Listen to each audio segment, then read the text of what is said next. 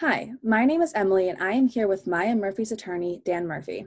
Maya Murphy has law offices in both New York and Connecticut, and Attorney Murphy is admitted to practice law in Connecticut, New York, and New Jersey.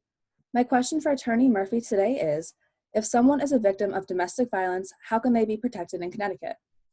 Thank you for asking, Emily. So first things first, to anyone who's unfortunately subjected with either domestic violence or the threat of domestic violence, is to contact the police, contact law enforcement.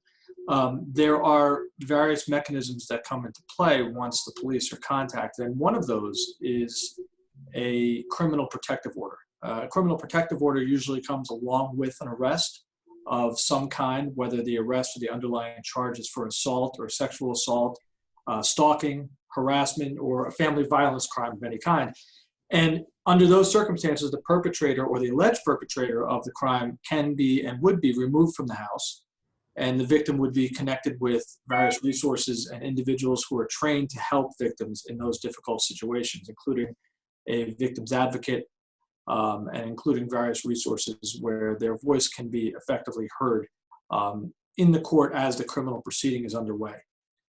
In addition to the criminal side of things, even if someone does not contact the police department, and if they are perhaps subjected to an ongoing threat of physical harm, then they may make an application in the Superior Court in Connecticut. In Connecticut, we make it very easy, or try to make it easy, for victims of domestic violence and the threat of domestic violence to file these types of applications. The forms are readily available online and through the clerk's office in various courthouses. And the standard is that the victim has to be seeking a relief from a continuous threat of present physical pain or physical injury, including stalking and including some kind of pattern of threatening behavior. So if the individual who is perpetrating the abuse is also in possession of firearms and the application is granted, then those firearms are going to be surrendered as well.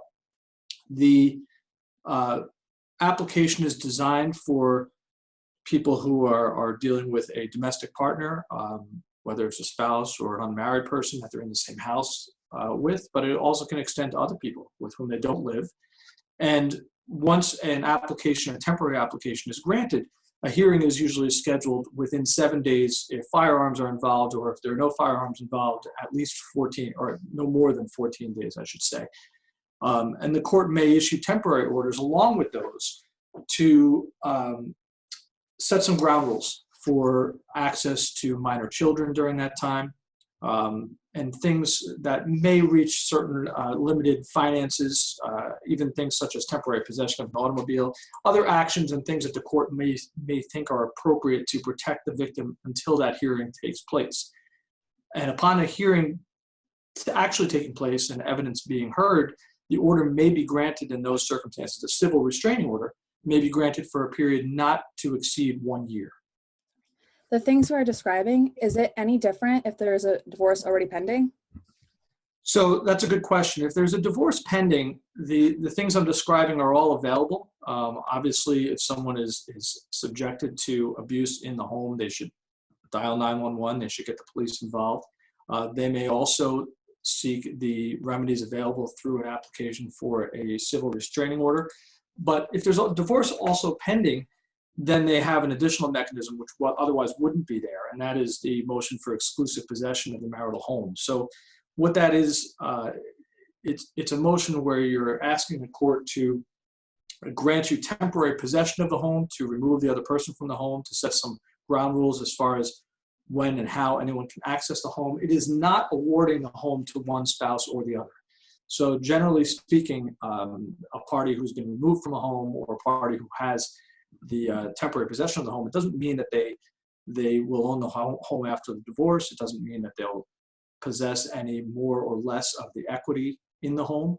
And importantly also, that particular motion has no specific statutory criteria for courts to grant it or not grant it. Generally speaking, the courts are concerned with whether or not there are children involved, whether the best interests of the kids are impacted, and also if there's a continuous conflict within the home, which if left unabated will result in some kind of police involvement, violence or a threat of violence, which leads us to the other the other mechanisms I talked about earlier. And the court will also be concerned as to whether it's economically feasible for the parties to live in different homes during the pendency of the case or not. So that's something that's also available, again, only in a divorce proceeding. So if you wouldn't mind to just recap for us quickly, what are the steps to take if we wanted to protect ourselves in Connecticut from domestic violence? So essentially, again, first things first, call the police. If your immediate safety is jeopardized in any fashion, dial 911. If there's an ongoing pattern and a continuous threat of imminent physical harm, but it's something where perhaps you don't need the police that moment, it's not a 911 situation, by all means talk with an attorney, an experienced attorney, about a motion for relief from abuse.